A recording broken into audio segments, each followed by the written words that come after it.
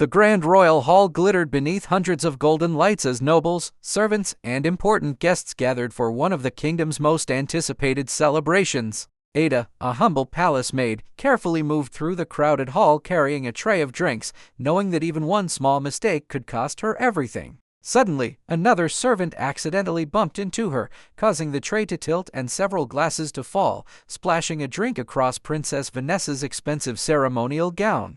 "Are you completely careless?" Vanessa snapped, staring furiously at the stain. "Do you have any idea what you have ruined?" Ada immediately lowered her head and pleaded, "Your Highness, please forgive me. I never meant for this to happen," but Vanessa continued humiliating her, reminding Ada that someone like her could work for an entire lifetime and still never afford such a gown. Ada remained silent, accepting the insult because she knew that arguing with royalty could cost her position. Just as she was about to kneel and clean the mess, Prince Klecci stepped forward. "Enough," he said firmly, silencing the entire hall. He had witnessed everything from the entrance and knew Ada had not caused the accident intentionally. "Someone pushed her," he explained. Vanessa stared at him in disbelief. "Are you seriously defending a servant instead of your future wife?" she demanded. Klecci calmly replied, "I am not defending a servant. I am defending what is right." He helped Ada back to her feet and told her she had no reason to be ashamed because someone had treated her unfairly.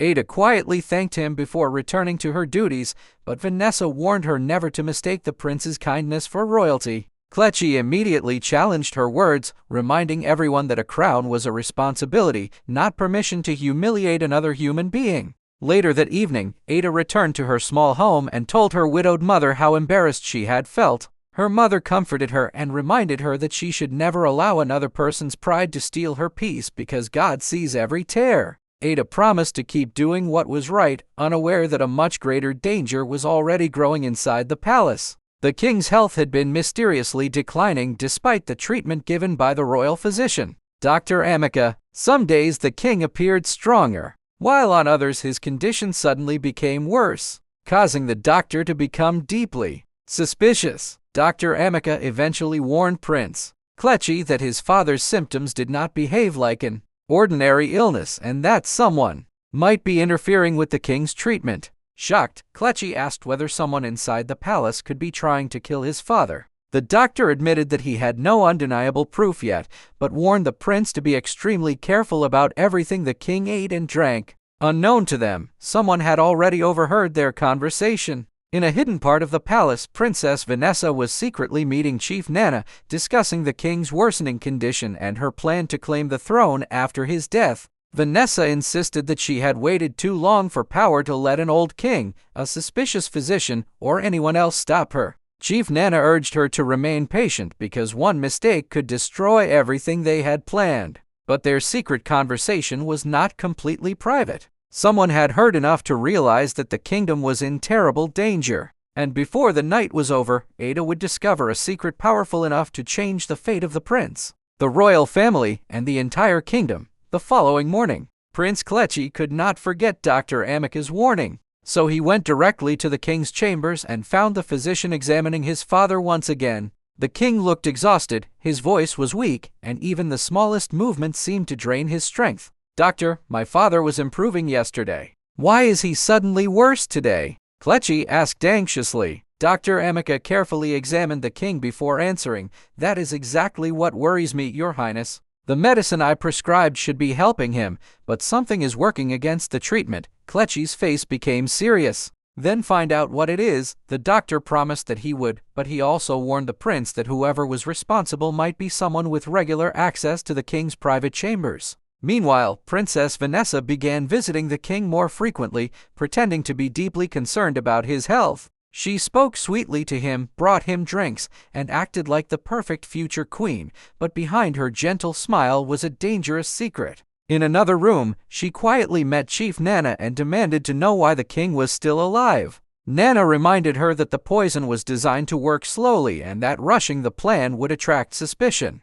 Vanessa angrily told him that her engagement ceremony was approaching and she needed the king to week to attend. "Once the ceremony is complete, Prince Klecci will become king, and I will sit beside him," she said confidently. "Nothing will stop me." What Vanessa did not know was that Dr. Amica had begun testing the king's medicine. He prepared 2 samples, one from his own supply and another taken from the cup after the king had drunk from it. At first, both appeared identical, but when the doctor performed a simple test, the second sample changed color immediately. Dr. Amica stared at it in shock. "Someone has added a poisonous substance after the medicine left my hands." Prince Klecci clenched his fists. "Then the enemy is inside the palace." The doctor nodded. "And whoever is doing this has access to your father's chambers." At that moment, Klecci remembered Ada, the maid who had been humiliated during the royal celebration. Unlike everyone else in the palace, she had shown compassion even when she had nothing to gain from it. Later that day, Ada was cleaning a corridor near the king's chambers when she noticed Princess Vanessa carrying a small cup toward the royal room.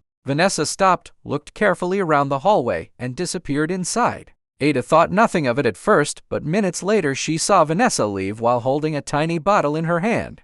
Ada froze. She wanted to move away before anyone noticed her, but then she heard footsteps approaching and quickly hid behind a curtain. Vanessa passed only a few feet away from her without realizing that someone had witnessed her suspicious behavior. Ada's heart raced as she returned to her quarters. She was terrified because she knew that accusing a princess without proof could cost her life. Yet she could not ignore what she had seen. That evening, Ada finally decided to tell someone she trusted. She secretly sent a message to Prince Klecci asking for a private meeting. When the prince arrived, he immediately noticed the fear in her eyes. "Ada, what happened?" he asked gently. She hesitated before whispering, "Your Highness, I heard something, and I saw something that may put the entire kingdom in danger." Klecci stepped closer. "Tell me everything. Whatever you say here will remain between us." Ada took a deep breath and revealed what she had witnessed near the king's chambers. The prince listened without interrupting, but when she mentioned the small bottle in Vanessa's hand, his expression changed.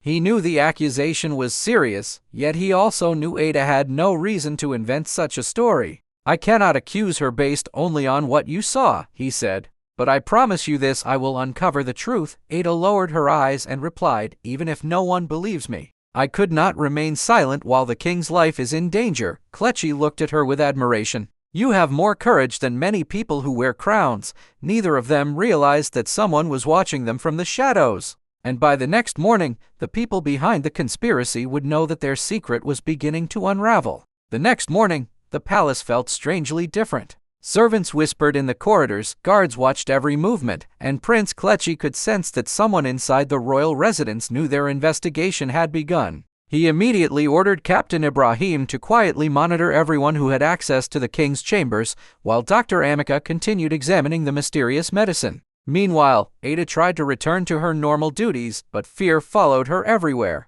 She knew that if Princess Vanessa discovered what she had witnessed, she could become the next target. As Ada entered the kitchen, a young helper named Chimaka approached her nervously and whispered that she had seen something disturbing near the king's corridor. Ada took her aside and encouraged her to speak. Chimaka finally confessed that she had accidentally seen Princess Vanessa carrying the king's medicine. According to Chimaka, Vanessa had looked around carefully before pouring something from a tiny bottle into the royal cup. Terrified, Chimaka had run away before she could be discovered. Ada realized that she was no longer the only witness. She immediately took Chimaka to a trusted palace guard and explained everything they had learned. At the same time, Dr. Amica summoned Prince Klecci for an emergency meeting and revealed the results of his latest examination. "Your Highness, I am now certain your father is being poisoned," he said. "Someone is adding a dangerous substance to his medicine after it leaves my control." Klecci demanded proof, and the doctor showed him the strange reaction from the contaminated sample. The prince's expression hardened. "Then we need to find the person responsible before my father becomes too weak to survive." Dr. Amica agreed but warned him that accusing the wrong person could create chaos throughout the kingdom. He then revealed that he had started keeping a private journal containing every symptom, every suspicious incident, and every clue connected to the poisoning. "If something happens to me," the doctor said quietly, "this journal must reach you." Klecci immediately rejected the thought of anything happening to him, but the doctor remained serious. "There are people in this palace who will do anything to protect their secret." Later that evening, Princess Vanessa met Chief Nana again and angrily demanded an update. "The physician knows too much," she said. Nana agreed that Dr. Amica had become dangerous and suggested that the doctor should be silenced before he could expose them. Vanessa hesitated only for a moment before giving her approval. Then make sure he never speaks against me. Unaware of the danger approaching him, Dr. Amica returned to his office and began writing another entry in his journal. He documented that the king's treatment was successful until someone interfered with the medicine afterward. He also recorded a mysterious clue involving a private chamber, a silver cup, and the third bell of the palace. Before he could finish writing the final details, he heard a noise outside his office. The doctor stopped, looked toward the door, and slowly closed his journal. "Who is there?" he asked. No one answered. He placed the journal inside a hidden compartment and prepared to leave the room, but footsteps suddenly approached from behind him. Meanwhile, Ada was carrying fresh flowers through another corridor when she noticed something unusual near the doctor's office. The door was slightly open, even though she knew Dr. Amica always kept it locked. She cautiously looked inside and found the room empty. On the desk was a single note with a warning written across it. Ada's heart began pounding as she realized something terrible might have happened. She searched the room and eventually discovered the hidden journal. Before she could open it, footsteps echoed through the corridor. Someone was coming. Ada quickly grabbed the journal and slipped into a narrow passage, holding her breath as two palace guards entered the doctor's office. They searched the room but found nothing. Ada remained hidden until they finally left. When she emerged, she knew she could no longer keep the truth to herself. She rushed toward Prince Klecci's private quarters, unaware that Princess Vanessa had already learned that the doctor's journal was missing. Vanessa's face turned pale with rage when Chief Nana told her the news. "Find that journal," she ordered. "I don't care who has it. Before sunrise, it must be destroyed, and somewhere inside the palace." Ada held the one piece of evidence that could finally bring the entire conspiracy crashing down. Ada hurried through the dark palace corridor with Dr. Amica's journal hidden beneath her clothes, her heart pounding as she tried to reach Prince Klecci before anyone discovered what she was carrying. She knew the journal could contain the proof they desperately needed, but she also knew that the people searching for it would stop at nothing to get it back. When she finally reached the prince's private chamber, Captain Ibrahim was already there. Ada quickly handed him the journal and explained how she had found it inside the doctor's office. Ibrahim studied her face and realized she was telling the truth. "You understand how dangerous this is, don't you?" he asked. Ada nodded. "I only wanted to do my work, Captain. I never asked to become involved in palace secrets," Ibrahim replied. "Sometimes ordinary people are placed in extraordinary situations because they are the only ones brave enough to protect the truth." Prince Klecci soon arrived, and Ada told him everything. The prince carefully opened the journal and began reading Dr. Amica's final entries. The doctor had recorded that the king's medicine was being contaminated after leaving his laboratory, and he had left several strange clues for anyone who might continue his investigation. One clue appeared again and again: private chamber, third bell, silver cup. Klecci immediately understood that the doctor had not written those words randomly. He had been leaving a trail. "We need to discover what the silver cup means," the prince said. Captain Ibrahim agreed, but warned that someone inside the palace was clearly helping the conspirators. Meanwhile, Princess Vanessa had learned that Ada was seen leaving the doctor's office. She became furious and ordered Chief Nana to find the maid immediately. "That girl has the journal," Vanessa said. "If she gives it to Klecci, everything we planned will be destroyed." Chief Nana promised to search every part of the palace. Guards were sent through the corridors, questioning servants and checking rooms. Ada was forced to hide inside an old storage passage while the search continued around her. She clutched the journal against her chest and prayed that no one would find her. Captain Ibrahim eventually located her and secretly led her through an ancient passage beneath the palace. They reached a forgotten archive that had been sealed for generations. "Very few people know this place exists," Ibrahim explained. "During times of war, the royal family used it to protect the kingdom's most important records." Ada looked at the journal in her hands. "Then today, the most important thing inside this palace is not gold or jewels. It is the truth." Ibrahim nodded. "Exactly." Prince Klecci joined them moments later, and together they examined the doctor's clues. They discovered that several pages had been carefully removed from the journal, meaning someone had already tried to destroy the evidence. But Dr. Amica had anticipated that possibility. The pressure marks left behind on the remaining pages revealed hidden words: private chamber, third bell, silver cup. Klecci realized the doctor had intentionally created a trail that could survive even if someone stole the missing pages. He knew they would come after him, the prince whispered. And he knew someone would have to finish what he started. Ada looked at him nervously. But how can we defeat people who have power inside the palace? Klecci answered, we don't need greater power. We need undeniable truth. They decided to use the silver cup as bait. If the poisoner still had access to the king's chambers, someone would eventually return to the cup or attempt to destroy it. As the third bell approached, the palace became unusually quiet. Ada, Klecci, and Ibrahim hid near the king's private chamber while waiting for whoever had been following Dr. Amika's clues. Every sound made Ada nervous, but Klecci quietly reassured her. Whatever happens tonight, you will not face it alone. The words gave Ada courage. Then the third bell rang. Footsteps slowly echoed through the corridor. A figure wearing a dark hood approached the chamber and carefully looked around before entering. Ibrahim signaled the guards to remain silent. The figure reached for the silver cup, but before they could touch it, Klecci stepped from the shadows.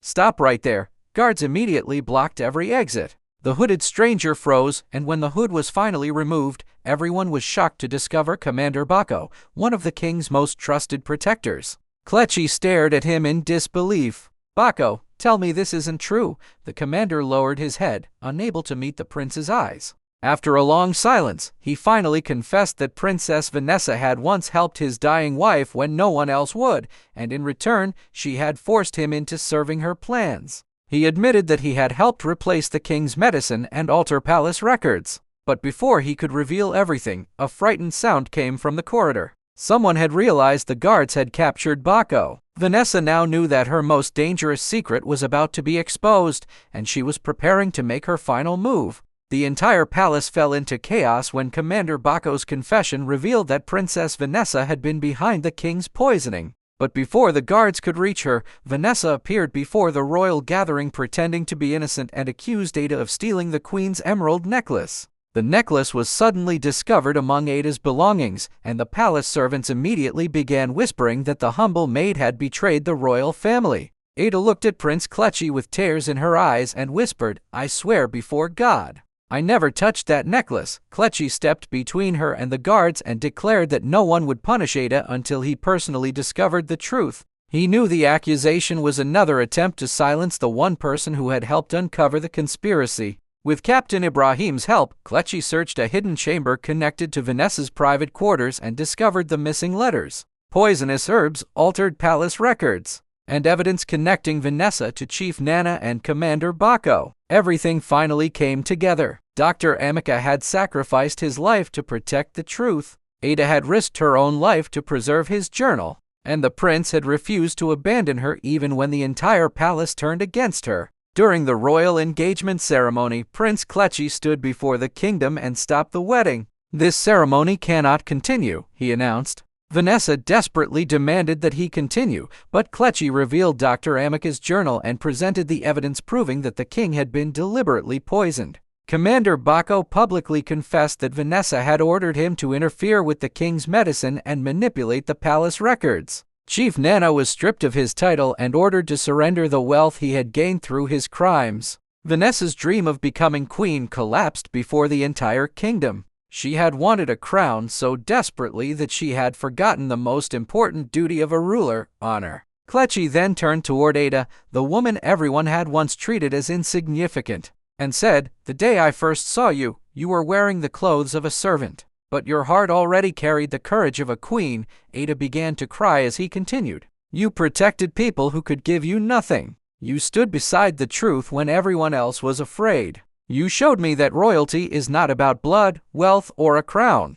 It is about the choices we make. The king, now recovering after the poisoning was stopped, gave his blessing to his son. Before the entire kingdom, Prince Klecci took Ada's hands and promised to love and honor her for the rest of his life. The royal elder finally pronounced them husband and wife, and the palace that had once humiliated Ada now celebrated her as its future queen. Ada looked at the prince with tears of happiness and whispered, I never imagined that a simple act of kindness could change my life this way. Klecci smiled and replied, It was not your kindness that made you worthy of a crown. It was the beautiful heart you carried long before anyone recognized it. From that day forward, Ada became known throughout the kingdom not as the maid who married a prince, but as the woman who protected the truth when powerful people tried to destroy it. The kingdom remembered Dr. Amika for his courage, Captain Ibrahim for his loyalty, and Ada for proving that greatness can come from the most unexpected places. Her journey became a lesson passed from one generation to another: never judge someone by their clothes,